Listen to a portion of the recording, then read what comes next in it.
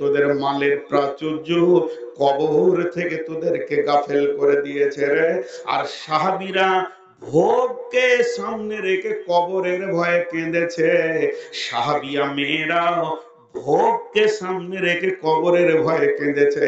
আর আমরা মদের বোতল হাতে, তাসের ঝাল হাতে, তারপরও একবার কবর মনে পড়ে না। আল্লাহ বলছেন কাল্লা সায়ালামুন, নিশ্চয়ই তোরা একদিন জানতে পারবি। সুম্মা কাল্লা সায়ালামুন, আর একবার বলছি তোরা নিশ্চয়ই একদিন জানতে পারবি। কাল্লা কাল্লা সায়ালামুন কাল্লা লা তা'লামুন, জি কাল্লা লা তা'লামুন সুম্মা কাল্লা তা'লামুন কাল্লা লা তা'লামুনা ইলমাল ইয়াকিন। যেদিন তোরা ইলমাল ইয়াকিন, যেদিন তোদের কবরে যাবে সেদিন চোখ খুলে যাবে। লা তারাবুন্নাল জাহিন, দুই চোখে তোরা আযাবকে দেখবি। সুম্মা লা তারাবুন্নাহা আইনাল ইয়াকিন, তখন তোদের চোখের দেখা আযাব তোদের ইয়াকিনকে, ঈমানকে বাড়িয়ে দেবে। আর কোনো লাভ হবে না, হবে না, হবে না, হবে না। এর নাম কবর। যাওয়ার আগে ভাবতে হবে, ওখানে পৌঁছিয়ে ভেবে কোনো লাভ হবে না। ভাইরা আমার, বন্ধুরা আমার, আমি আপনাদের সামনে শুধু একটা কথা তখন থেকে বকতে আছি, কবর।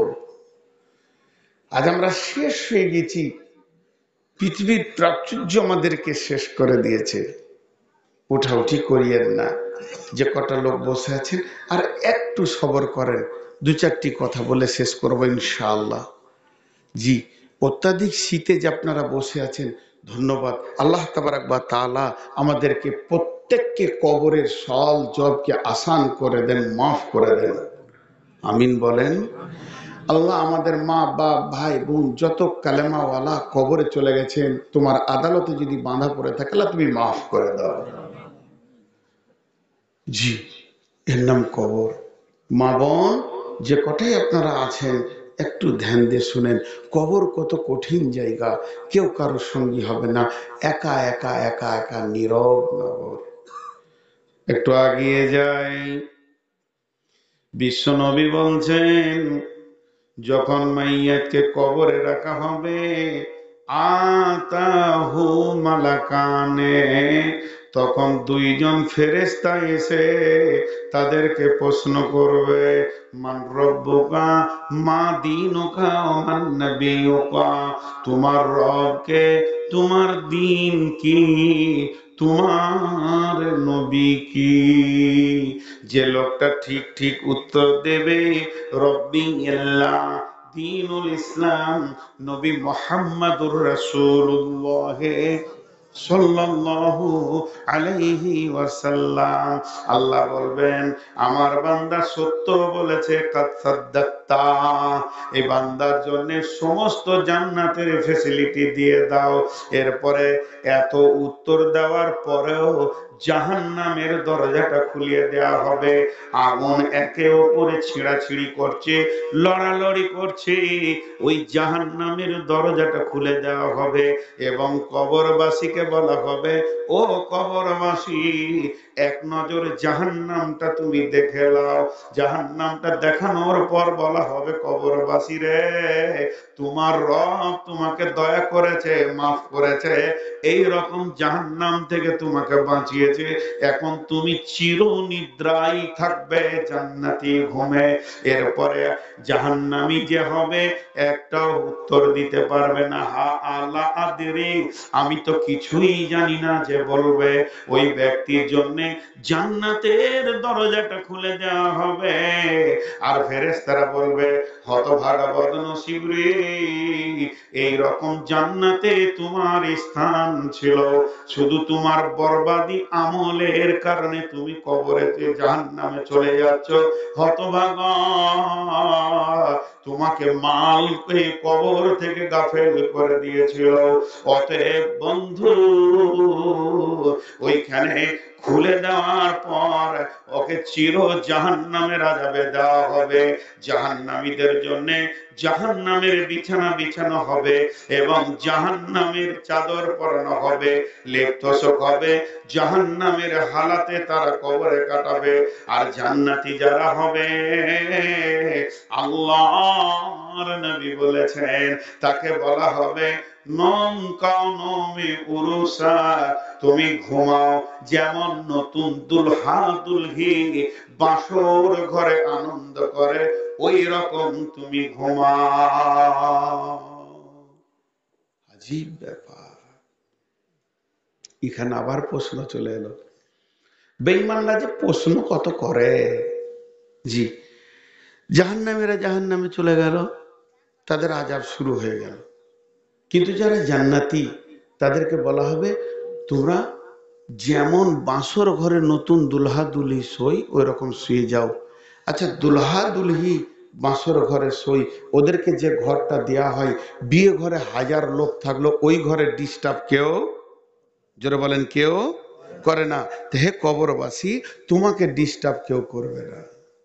2 নম্বর, তুমি আনন্দ চিত্তে থাকো, তুমি ভালোভাবে থাকো, তোমার কোনো টেনশন নেই।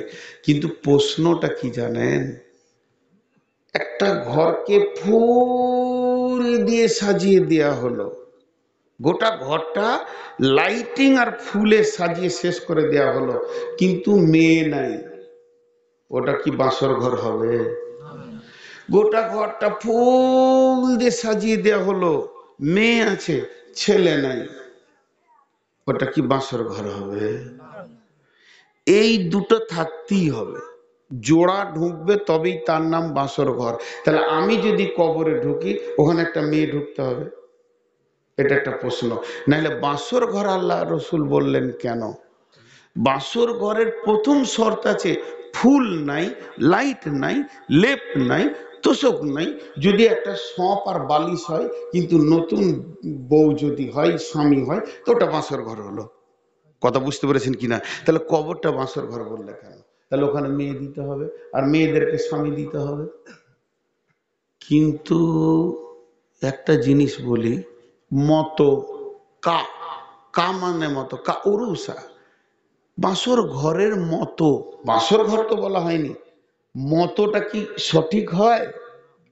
জোরে বলেন, মতোটা সঠিক হয় না।